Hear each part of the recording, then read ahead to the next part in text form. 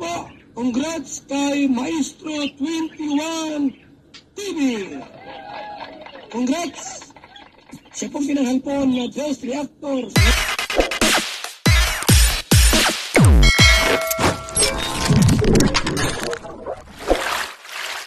Okay mga kalingap, isang mapagpalang umaga, tanghali, gabi po sa inyo lahat. Sana po ang lahat ay nasa mabuting kalagayan at ligtas po sa anumang kapamakan sa anong pakulidakon ng mundo naroroon. Ako pumuli ang iyong likod, Maestro 21 TV, at sa araw na ito tayo muli po ay magbibigay ng panibagong reaksyon tungkol po sa mga kaganapan na mayroon po tayo sa loob ng bakuran po ng Kalingap at sa ang ating napiling reaksyonan ngayon sa ating video ngayong araw na ito mga Kalingap ay tungkol po doon sa mga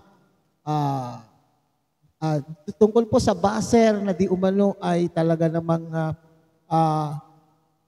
talagang na-obsess na po sa kanya pong ano tawag diyan, sinusuportahan love team, kaya tuloy po ay kung sino-sino na lamang po ang kanya pong binabas. At damay nga po rito si Kalingap Ian, mga kapatid, pati na po yung may bahay po ni Kalingap Ian. At siyempre, ang mga mag-partners po sa Kalingap serye, Love Team, lalo-lalo na po itong mga Kalingap Angel. So yan po ang pinakapaksa ng ating video ngayong araw na ito. Pero bago yan, tayo muna po ay magbibigay pugay sa ama at founder po ng Kalingap na si Kuya Bal Santos Matubang, at tangkilikin natin mga Kalingap, Ate Edna Vlog, Kalingap Rob, Kalingap Dan, Kuya Brooks Vlog, and Roel of Malalag. At siyempre, kung bago lang po kayo sa munting channel na ito, sana po ay inyo rin pong takilikin sa pamamagitan po ng pag-like, share, and subscribe, at tuloy pindutin na rin po ang notification bell, at nang sa ganon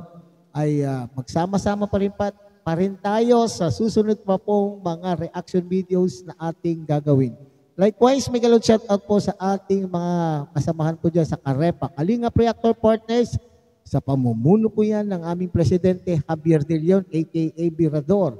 At tagilikin din po natin ang ating mga masisipag, matyagang mga scouters, Kalingap Partners na talaga po sa iba't ibang Kalingap landing pad na mayroon po tayo sa ating bansa. Kayo rin pong mga Kalingap subscriber, solid supporters, and organic sponsors. May shoutout po sa inyong lahat. At ganun din po sa ating mga kapatid po dyan sa Team Siomay ng Kalahi Community at ng buong Kalahi Community. Okay? So, bago natin ipagpatuloy ang ating pong pagbibigay ng komento, kuro-kuro, opinion at reaksyon ay tunghayan muna natin ang isang maikling video clip po na kinuha po natin sa live po ni Kalingap Ian, kasi siya po ang nagsasabi na yung daw pong mismong baser na gumagamit ng pangalan na fake account na gumagamit sa pangalan John Carl ay tumawag daw po sa kanya. Okay? Halika kayo mga Kalingap at tunghayan po natin ang maikling video clip na ating kinuha, at dito tayo magbabase ng ating komento at reaction. Nakita nyo naman mga Kalingap sa ating sa ating thumbnail, nakausap na natin si yung nagmamay-ari nung fake account po, yung Jomcar Topokov. Kumbaga pala ito si Jomcar Topokov pala mga Kalingap, na pala ito, notorious na, kumbaga marami na pala itong nasalanta mga Kalingap. Actually kahit si Carla, nag-chat sa akin si Carla mga Kalingap na pasensya na ako Ian, pati yung mga bashers namin nakaabot pa sa inyo. So para sa akin naman, wala namang kasalanan si Carla talaga wala naman talaga po siyang ang mali po talaga yung mga bash. So yun po yung mali talaga, yung makasakit ka na ng kapwa. Marami na pala talagang yun si So yan guys, marami pong kilala na po pala itong hindi ko na alam sabi ko. May kita nyo po sa thumbnail ko mga Kalingap. Nakausap ko na po yung nagmamay-ari ng fake account. Tumawag po siya sa akin. Kanina po nabigla ako dahil tumawag po siya. Pero yung una, hindi ako sigurado na siya yung, kasi ang ginagawa niya po ay nagpapalit-palit po siya. ng account. And nung una, mga kalingap, nung tinatawagan niya ako, mga kalingap, akala ko talaga ay aawayin niya pa ako. Kumbaga makikipag-away pa siya. Kumbaga makikipaghamunan siya. Akala ko, mga kalingap, tawag doon, hahamunin niya pa ako. Alam niyo, parang yung iinisin ka pa lalo. Pero kabaliktaran po yung nangyari. Ang nangyari po, mga kalingap, ay yung Jomcar ay kumbaga nag-open up po siya, mga kalingap. Nag-open up. Actually po, mga kalingap, sobrang na din po pala. Grabe na din yung damage na nagawa niya kay Carla din. Kasi madami na din po palang chat siya kay Carla din. So, hindi lang po pala ako, mga kalingap, yung nagulo. Si Joy, si Emmy, si Carla. So, grabe na din daw po pala ang message nito dun sa So, paparinig ko lang sa inyo, mga kalingap. Record nyo ho, ako record nyo. Ayan po siya, mga kalingap. Ang una niya pong sinabi sa akin dun, mga kalingap, ay i-record daw po siya, mga kalingap. So, syempre, bago po talaga yun ay nagre-record na ako kasi gusto ko syempre ng makakuha ng ebidensya, ng protection din para sa akin, mga kalingap. And hindi ko ina-expect itong mga susunod niya sasabihin. Mga kalingap po itong matao dito. So ito na po ata yung poster po na gumagamit po ng pangalan ng Jomcar at mga pictures. So sagutin natin, mga kalingap.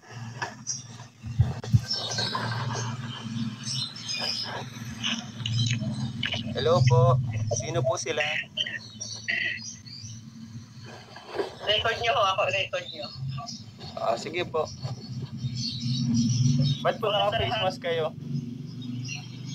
Okay lang naman, taga po. Hi, Ma'am Amy. Ma'am Amy. Sino po sila? Ako yung si Kawan. Papakilala ako sa inyo. Ikaw po ikaw po. Dito po ako po.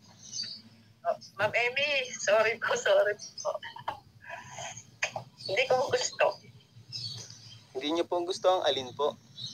Yung pag-chat ko sa kanya, alam niyo, gumanti lang ako sa mga fans ng Jomcar. Okay, so ang maganda po rito, yung bungat niya, mga kalingap, ay sinasabi po niyang, Ma'am Emmy, sorry po. Di ba nagsosorry? So ibig sabihin, na-realize ng taong ito ang mga maling kanyang ginawa. Okay? So, at sinasabi po dito ni Kalingap Ian, mga kalingap, na talaga naman pong marami na siyang napirwisyo. Okay? Marami na siyang napirwisyo, hindi lamang po silang mag-asawa, kundi lahat po ng ating mga kalingap angels, lalo na po ang Jomcar. Okay? Jomcar, kina Joy, kung sino pang mga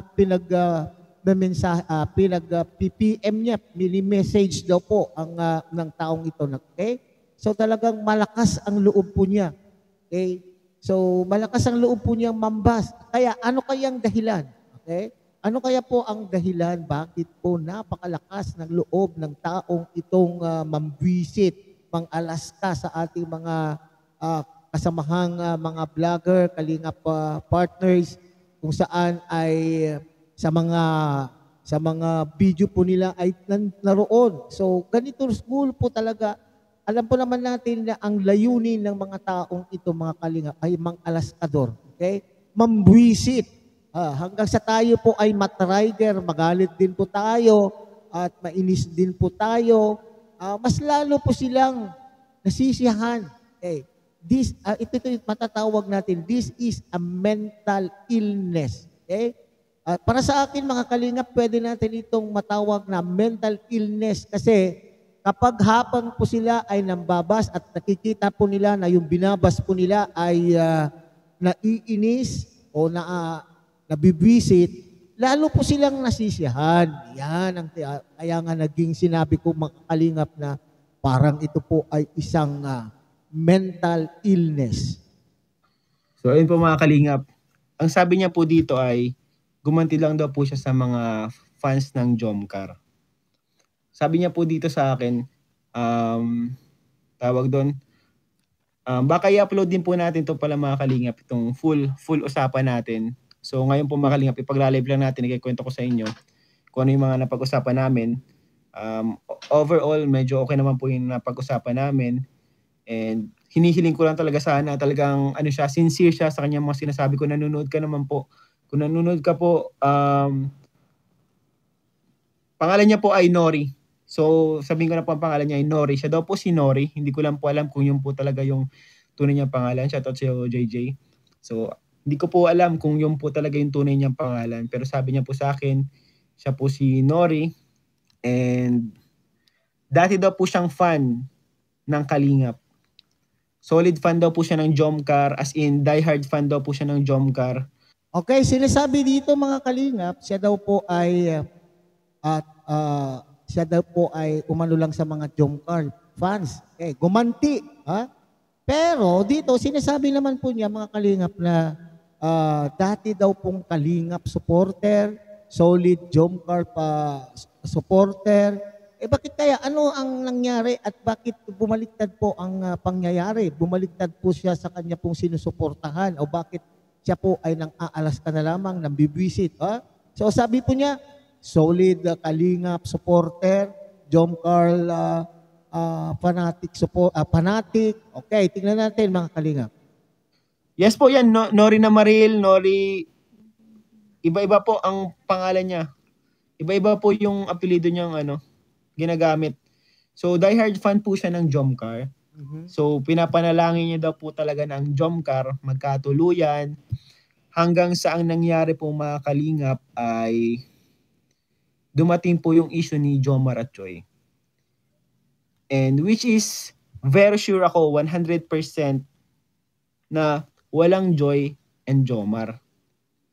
And kung maaalala niyo mga Kalingap, isa po kami ni Ma'am Emmy siya nagtanggol po kay Joy noon kay Joy at Jomar noon na wala nga pong namamagitan doon sa dalawa. So, ayun, ang nangyari po sa kanya, siya po, sa part niya, hindi po siya naniniwala doon. Simula daw po nung magkaiso si Joy at Jomar, naging basher na daw po talaga siya ni Joy, ni Jomar, ng Jomcar, ni Carla, ng lahat ng Kalingap at hanggang sa makita niya nga daw to, pati po sila Emmy, ay tawag dyan, nakita niya pati sila Emmy po mga Kalingap na i-bash, talagang pinipm niya. Kumbaga, galit na galit po siya mga Kalingap. Galit na galit po siya mga Kalingap. And, ayun, ang ginagawa niya daw po talaga, i-bash daw po talaga, mang-curse. Yun daw po yung ginagawa niya talaga para, siguro galit na galit po siya. Hindi niya matanggap yung naging issue.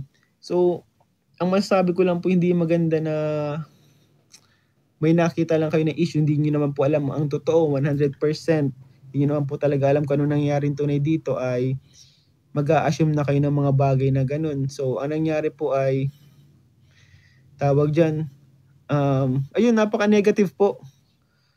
Hanggang sa nagalit sa kanya yung mga Jomcar fans. Isa po siyang Jomcar fan at nagalit din po sa kanya ang mga Jomcar fans. Dahil nga po sa mga, pati po yung sa mga fans din ni Joy. And dahil nga daw po dun sa mga nagang-comment na daw siya ng mga pangbabash, sige na daw siyang pang-comment sa mga upload, sa mga videos. Kung sino daw ang naka-live, nagko-comment na daw siya ng mga pangit. And na hindi maganda. And after nun po mga Kalingap ay tawag doon,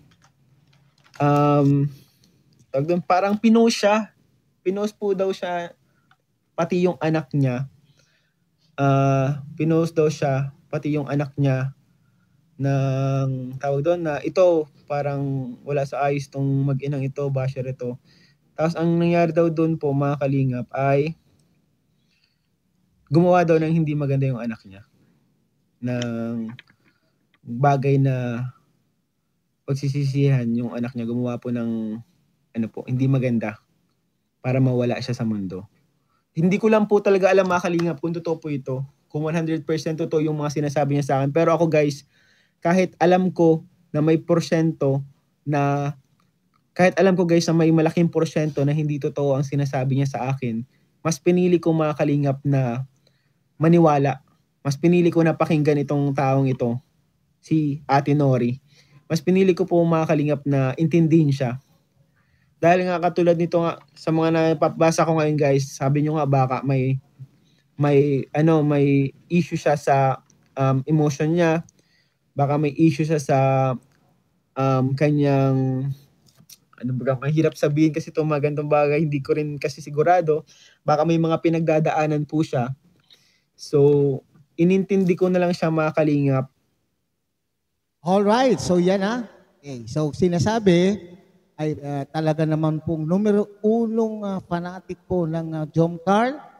At sinasabi din po dito mga kalingap na talaga naman pong pinapangarap. Okay, lahat naman po tayong sumusuporta sa mga love team mga kalingap ay pinapangarap po natin na itong mga magkakalab team na ito ay sila po humantong po sila sa katotohanan o sa pagtunay na pagmamahalan, hindi po ba? Pero bonus na lamang po parating sinasabi po ni Kalingap Rab, mga kapatid, mga kalingap na bonus na lamang po kung at the end of the serye ay sila po ay magkakatuluyan. Nako, wag naman po tayong, we should not be putting ourselves yung talagang parang mababaliw na tayo kung hindi sila magkatuluyan. Ano ba yan? Alam naman po natin mga kalingap na ito po ay love team pa lamang. Nako, kung hindi po sila magkatuluyan, nako, anong gagawin po natin? Magpapakamatay tayo? Ha?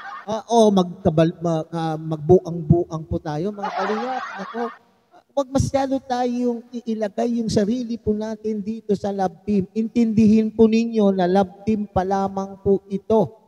Wala pa sila sa totoong buhay.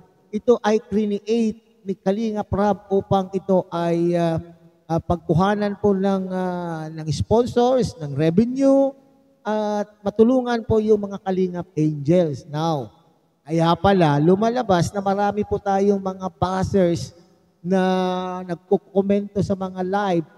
Hindi lamang po siguro itong isang taong ito mga Kalingap. Kapag sobra na po yung pagkapanatig po natin, obsessed na po tayo dun sa ating idolo. Kapag mayroon po tayong nakitang butas, ay ito ang nangyayari. Okay, sinasabi na nadismaya itong taong ito. Simula nung nagkaroon po ng issue na Jom Carl Joy, na talaga naman sinasabi po ni Kalingap Ian na wala pong ganon. Ha? So wag po tayong mag-assume. Okay? Sumuporta na lamang po tayo. Huwag masyadong dibdibin ang mga bagay-bagay. Kasi tayo rin po ang masisira. So ngayon, dahil po sa ginagawang pambabas, ginantihan din po siya ng mga fans ng Jom Carl. Ipinost daw po, kasama po yung anak niya hanggang sa humantong sa punto na itong anak din ay gumawa na ng hindi maganda dahil sa kahihiyan siguro. Hindi po ba? Dahil sa kahihiyan ng anak, ay gusto na pong mawala sa mundong ibabaw. Okay, hahantong pa ba tayo sa mga punto na mayroong buhay na mawawala ng dahil po sa mga ginagawa nating hindi maganda? Biruin mo, nag-curse. Nag-curse daw po siya sa mga live stream, sa mga upload, nagko-komento po siya ng siguro ay ng cursing. Okay, nag-curse. Ano ba ngayon Tagalog ng nag-curse mga kalingap? Yung inaano niya ng pinapangarap niya ng hindi maganda sa kanyang kapwa. Sino ngayon po? Muntik-muntikan niya po ang kanyang anak ang binalandrahan ng kanyang pag-curse. Okay? Pagsusumpa. Okay? Yung pagsusumpa niya po sa mga Jom Carl fans ay halos doon pumunta po sa kanya pong anak. So lesson learned mga kalingap, huwag masyadong dibdibin ang ating mga love team serye dito sa Kalingap. Kasi at kung hindi kayo napagustuhan sa inyo pong hinihiling at sa mga pinapangarap nyo na gustong mangyari doon sa inyong iniidolo, huwag niyong huwag kayong sumumpa, huwag niyong isumpa ang inyo pong kapwa. Baka sa atin babalik ang inyo, sa inyo pong babalik ang sumpa. Sana itong mga iba pang mga passers na ito ay mag-isip-isip o tingnan ninyo po ito ha. So itong sinasabi ni Kalingap Ian, hindi niya alam kung ito po ay totoo o hindi, totoo man po o hindi.